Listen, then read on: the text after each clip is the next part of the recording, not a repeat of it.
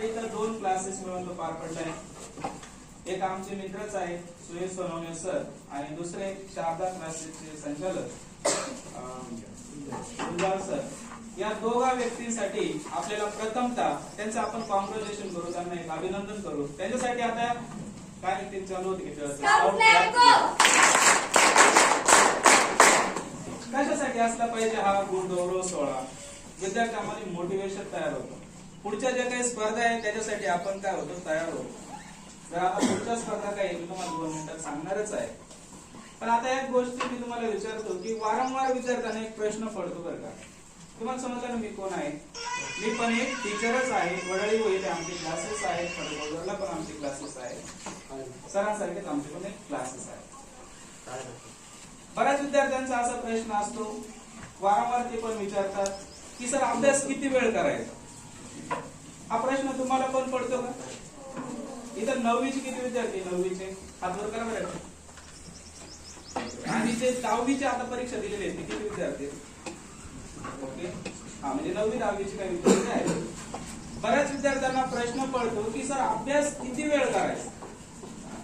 आणि हा जो सेम क्वेश्चन आहे हा प्रश्न खान सरांना विचारला आणि खान सरांना विचारलं की किती वेळ अभ्यास करायचा म्हणून. तर त्यावेळेस खान सरांनी खूप सुंदर उत्तर दिलं बरं की पाण्यातल्या माशाने किती वेळ पोहायचं तेवढ्या वेळेस विद्यार्थ्यांना अभ्यास करायचा. किती वेळ पोहायचं पाण्यातल्या माशाने वरेपर्यंत.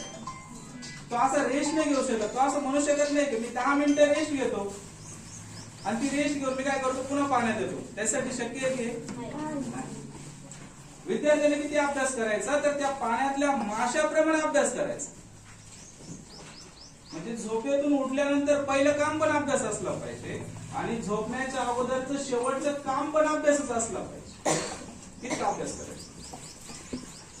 मग आता बऱ्याच जणांचा पुढचा एक प्रश्न असतो की रात्री किती वाजता झोपलं पाहिजे. तर आता या प्रश्नाचं उत्तर आपल्याला डॉक्टर बाबासाहेब आंबेडकर ते म्हणतात रात्री झोपेची वेळ झाली म्हणून झोपायचं नाही. आता झोपल्याशिवाय पर्यायच नाही तेव्हा झोपायचं. आता झोपल्याशिवाय आता पर्यायच नाही राहिला. आता डोळे थकून गेले तेव्हा आपल्याला झोपायचंय. आणि उठायचं किती वाजता आहे? ज्यावेळेस जाग येईल तेव्हा. जागण्याची वेळ आली म्हणून नाही, जाग आली तेव्हा. मग ती 2ला येऊ शकते, 3ला येऊ शकते, 4ला येऊ शकते तेव्हा. तर आता तुम्ही म्हणाल सर एवढी मेहनत आम्ही कशासाठी घ्यायची नेमकी. आमचं जे चालू आहे ते व्यवस्थित चालू आहे, आम्हाला जे पर्सेंटेज ते येऊनच जाणार आहे. पण आताच शहरीचे बुलढाण्याचेच रहिवासी आहेत, आता बाहेरच आमची ओळख झाली. तर आता माझा बाहेरच आता विषय पण चालू होता की बाहेर स्पर्धा बघा किती झाली. तुमचे 9वी 10वीचे जे मार्क्स आहेत ना हे तुमचं फक्त आता मोटिवेशन वाढवणार आहे. पण हे मार्क्स तुम्हाला कुठंच कामाला येणार नाही. त्यासाठी तुम्हाला कुठे एंट्रन्स द्यायचं आहे आणि त्या एंट्रन्स साठी तुम्ही तेवढे तयार असले पाहिजे. आणि जर तुम्ही तेवढे तयार असाल तर तुम्ही पुढच्या परीक्षेत पुढच्या स्पर्धेमध्ये टिकाल, नाहीतर टिकणार नाही. असं का म्हणतो? थोडी आकडेवारी सांगतो, थोडे फॅक्ट फिगर सांगतो आणि थांबून घेऊ आपण, जास्त बोलणार नाही. नीट परीक्षा सर्वांनी ऐकली असेल बरोबर. बऱ्याच जणांचं इथं काहींचं टार्गेट पण असेल बरं का MBBS ला जाण्याचं आहे. कोणी असेल तर हात वर करा. अरे त्याचबरोबर काहींना इंजिनिअरिंग साठी JEE द्यायची असेल, काहींची डॉक्टर CET असेल. पण या परीक्षांसाठी बघा काही ना पुढे जाऊन UPSC द्यायची असेल, MPSC द्यायची असेल. पण एकदा आकडेवारी बघूया. शांतता बाळगा. जवळपास मागच्या वर्षी नीट या परीक्षेसाठी 25 लाख विद्यार्थ्यांनी ऍप्लिकेशन केले होते ऑल इंडियामध्ये. ऑल इंडिया लेवलचे एक्झाम आहे. या 25 लाखामध्ये सीट्स किती माहितीये नीटचे MBBS चे गव्हर्नमेंट कॉलेजचे? 76,000. किती? 76,000. आता यावर्षी काही कॉलेजेस वाढले म्हणजे जवळपास लाखापर्यंत तो आकडा धरू. लाखाचा नाहीये बरं का. मागच्या वर्षी 76च होते, यावर्षी वाढलेले म्हणतायत. तरी आपण पकडू की लाखाचा आकडा आपल्याला क्रॉस होऊ शकतो, लाखापर्यंत जाऊ शकतो. 25 लाख ऍप्लिकेशन जाणार आहे. समजते मी काय बोलतोय? माझी बात समजते का? त्याच्यापैकी किती लाख सिलेक्शन आहे MBBS चे? फक्त 1 लाख. म्हणजे किती टक्के रिझल्ट झाला तो? 4%. किती? 4%. 25 लाखामध्ये एक लाख एमबीबीएस चे म्हणजे किती झाले रिझल्ट किती टक्के झाला 4%.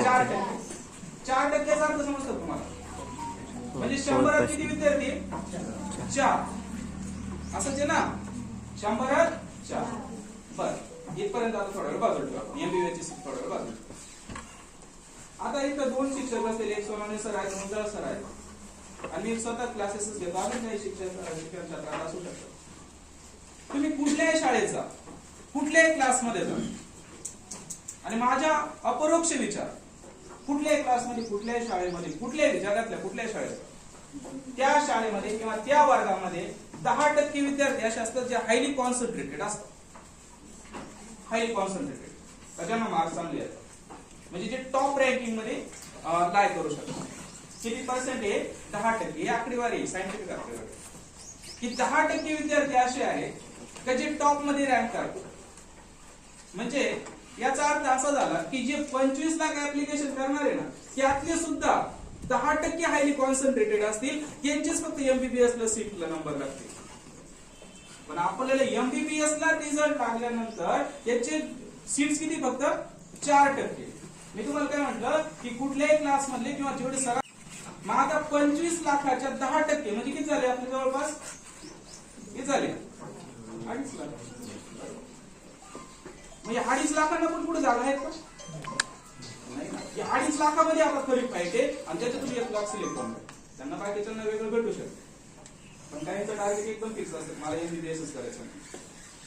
मग आधी अगोदर आपण त्या 2.5 लाखात आलं पाहिजे. म्हणजे आता हा जो गुणगौरव आहे तर हा गुणगौरव आपला वाढला पाहिजे की आपण प्रत्येक एक्झाम मध्ये पहिल्या 5 मध्ये कसे याची आपण काळजी घेतली पाहिजे. बऱ्याच जणांनी जेई ऐकलं जेई मध्ये 2 आहे JEE mains JEE advance. Advance मध्ये तुम्हाला विशेष वाटत आता नाशिकला स्पेक्ट्रम क्लासेस वगैरे आहेत मध्ये आपल्या सगळ्यांना माहितच आहे जवळपास 2 वर्षाची 3 लाख रुपये असते. त्यांच्याकडे आमचे एक विद्यार्थिनी आहे वडिलांचे आता त्यांनी पेपर दिले कोंबडे म्हणून तर ते सांगत होते की तिथे गेल्यानंतर त्यांनी सांगितलं की जेई ऍडव्हान्स पूर्ण नाशिक जिल्ह्यातून जेई ऍडव्हान्स ज्याचा 1-2% रिझल्ट असतो ते विद्यार्थी फक्त 10 ते 12 विद्यार्थी आहेत नाशिक जिल्ह्यातले जेई ऍडव्हान्स जेई मेन्सला आहे जेई ऍडव्हान्स. इतकी कठोर म्हणजे आता आपली पुढे कॉम्पिटिशन जर एवढी टफ होणार असेल तर एखाद्या विद्यार्थ्याने म्हणावा मी 1 तास अभ्यास करतो आणि 2 तास अभ्यास करतो आणि माझं पुढे करिअर होणार आहे. शक्य आहे शक्य तुम्हाला वाटत असेल तर सांगा. तुम्हाला काय करावं माहिती का ऑब्सेस व्हावं लागेल स्टडीसाठी. ऑब्सेस म्हणजे काय पूर्णपणे त्याला समर्पण करावं लागेल. कसं समर्पण करावं लागेल माहिती एक उदाहरण देतो. तसं बोलायला तुम्ही बोलू शकतो पण तेवढं बोलायचं नाही आपलं. मी तुम्हाला सचिन रमेश तेंडुलकर हे नाव तर आपल्या सगळ्यांना माहितच आहे बरोबर. मेहनतीनं शक्य तुमची हुशारी असेल मेहनत असेल तर एकदम आता थोडं गावठी लेवलवरती सांगतो की हे जे स्पर्धा परीक्षा आहे या वरच्या लेवलचे जे पद आहे ही कोणाच्या बापाची बक्तेदारी नाही. आपण खेड्यातले आहोत गावातले आहोत म्हणून आपल्याला मिळणार नाही असं अजिबात बाळगायचं कारण नाही. जर तसं राहिलं असतं सर तर युपीएससी मधून जो कलेक्टर होतो आणि जर असं सांगितलं असतं की 1 करोड रुपये घ्या कलेक्टर व्हा करोड रुपये मोजणार किती लोक आहेत बरोबर. म्हणजे कुठेतरी अजून पण आपल्या बुद्धिमत्तेला आणि मेहनतीलाच किंमत आहे. त्याच्यामुळे आपण खर्डे गावात आहोत देवळात आहोत शिरी फूट वाटेवर त्याचा काही फरक पडणार नाही.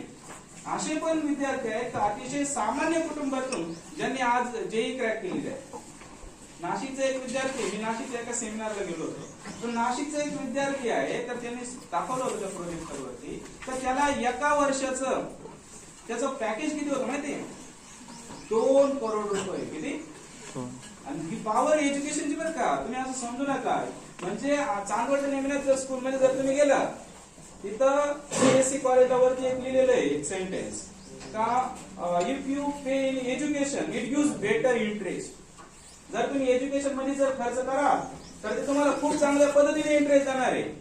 आज 2 करोड रुपये काय विद्यार्थ्यांचं पॅकेज आहे 1 करोड 2 करोड ही पॉवर शिक्षणाची आहे.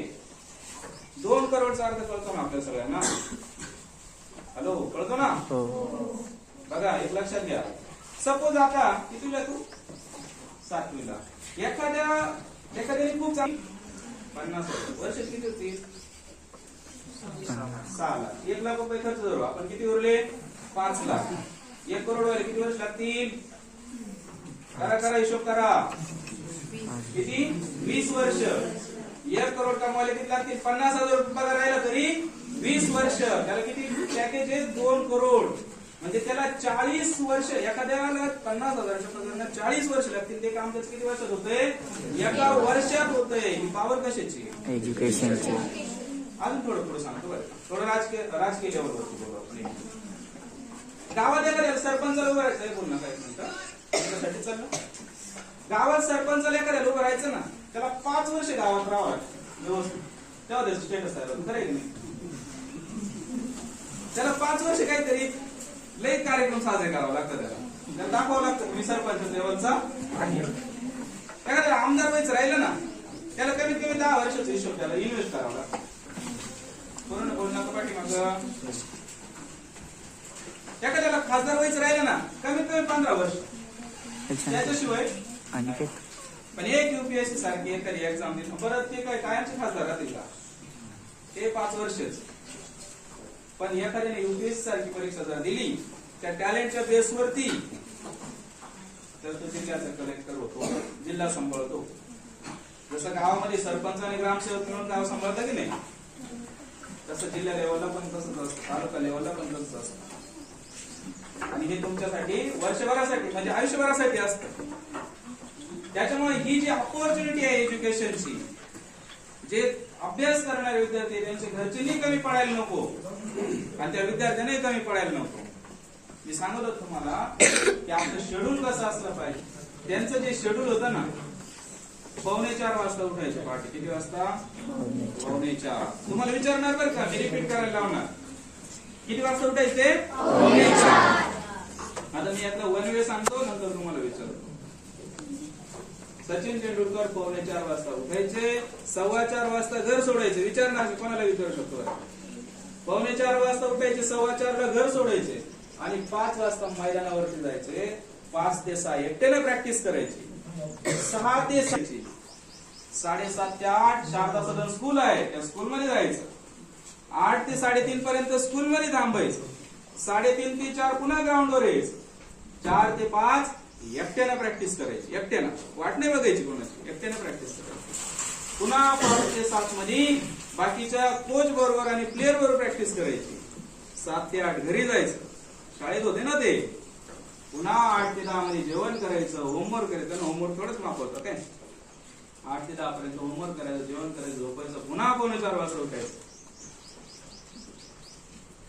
4:15 वाजता पुन्हा घर सोडायचं. 5 वाजता ग्राउंडवर जायचं. 5 ते 6, 6 ते 7:30, 7:30 ते 8 शाळेत. 8 ते 3:30, 3:30 ते 4 ग्राउंडवर जायचं. 4 ते 5 5 ते 7, 7 ते 8, 8 ते 10. शार्प विद्यार्थी तुम्ही लक्षात ठेवलं. 1 मध्ये एक पाठी. हॅलो, कितव्या वर्षी? वयाच्या 10व्या वर्षी. किती? 10व्या वर्षी म्हणजे कितवीला रे? 5वीला. वयाच्या 10व्या वर्षी. आणि काय सचिन तेंडुलकर आपली 10वी सुद्धा कंप्लीट झालेली नसते. अशा वयामध्ये म्हणजे 16व्या वर्षी, 15-16व्या वर्षी 10वी सुद्धा झालेली नसते विद्यार्थ्याची. अशा वेळेस इंडियन क्रिकेट टीमचा भाग होते की नव्हते? दिस इज द फ्रूट ऑफ कशाचं? हार्डवर्क. बरोबर आहे की नाही?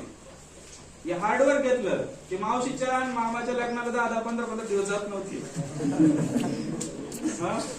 इथं तर मावशीचं लग्न राहील तरी 10-15 दिवस विद्यार्थी. म्हणजे काय, आता आम्हाला क्लासमध्ये फोन करतात, तुम्हाला पण करत असं की सर आता आमचं एकदम जवळचं लग्न आलं त्याच्यामुळे 8 दिवस आम्ही क्लासला येणार नाही. पडलं तर मावशी रिस्पॉन्सिबिलिटी घेईल का? म्हणाल का बाबा ती माझ्या लग्नाला आली होती किंवा तो माझ्या लग्नाला आला होता म्हणून त्याचा 1 मार्क कमी झाला, अशी मावशी रिस्पॉन्सिबिलिटी घेईल का तुमची? त्याच्यामुळं विद्यार्थ्यांना विद्यार्थी दशेत काय केला पाहिजे? फक्त स्टडी आणि स्टडीज केला पाहिजे आणि एकदम पूर्णपणे मनापासून स्टडी केला पाहिजे. आणि मग मात्र यश आपल्याला मिळाल्याशिवाय राहणार नाही. आपण खेड्यातून जावं गावातून जावं त्याचा काही एक फरक पडत नाही. पैशावर शिक्षण राहिलेलं नाही, लक्षात घ्या. तुमची बुद्धिमत्ता असेल, तुमची मेहनत घेण्याची ताकद असेल. एक शेवटचे प्रश्न येतात, स्मार्ट वर्क म्हणजे काय? कोणी पण सांगा, काही पण डेअरी केली पाहिजे ना स्मार्ट. बघा आता काहींना उत्तर येतं पण काही सांगत पण नाही बरं. आणि वजा सर आहे, म्हणजे आता इकराला शिकवलं पुण्याला, ते दिल्लीला होते वाजीरामराव याकडे. ते वजा सर म्हणतात की जर ती तुमची एज्युकेशन सिस्टीम जर तुम्हाला पब्लिक मध्ये तुमचे जर 2 क्वेश्चन विचारायला जर ती तुम्हाला हिंमत देत नसेल तर ती एज्युकेशन सिस्टीम तरी काय कामाची. मी तुम्हाला एक सिंपल क्वेश्चन विचारला, व्हॉट इज स्मार्ट वर्क? काहीतरी तर डोक्यात असेल की नाही. कशा म्हणायचं स्मार्ट वर्क? नाही, कठीण मेहनत कशी असेल? Hard work. हुशारीने काम. हा, युक्तीने केलेलं काम. अजून काही बघा, स्मार्ट वर्कची आपल्याकडे ना डेफिनेशन बऱ्याच वेळा रॉंग केली जाते बरं. स्मार्ट वर्क बद्दल काय म्हणता माहिती का लोक, की कष्ट नको. असंच आहे का? असंच ऐकले ना आपण बऱ्याच वेळा. कष्ट कमी म्हणजे काय? म्हणजे काय? Smart work. कष्ट कमी राहिले तर याला काय म्हटलं जातंय? Smart work. पण ऍक्च्युली आन्सर शेक माहिती, आन्सर शेक ऐकला असेल बरं, ISI ते. तर त्यांनी सांगितलं होतं की हार्डवर्क विथ राईट डायरेक्शन. म्हणजे हार्डवर्क तर घ्यायचेच आहे पण ते राईट डायरेक्शन घेतले ना तर त्याचं काय झालं होतं? Smart work. तुम्हाला हार्डवर्क घ्यायचंच आहे आणि सोनवणे सर, गुंजाळ सर तुम्हाला काय दाखवणार आहे? मार्ग दाखवणार आहे, डायरेक्शन दाखवणार आहे. बर मग आता शांत बस. मग आता यांचा रोल आणि तुमचा रोल किती माहितीये? कोणाचा रोल जास्त आहे? गुंजाळ सरांचा आणि सोनवणे सरांचा जास्त आहे, विद्यार्थ्याचा रोल जास्त आहे? यांच्या समोर तुम्हाला सांगू, कुठल्याही क्लासमध्ये कुठल्याही टीचरचा कुठल्याही शाळेत त्या शिक्षकाचा रोल फक्त आणि फक्त 20% असतो. 80% रोल कोणाचा असतो?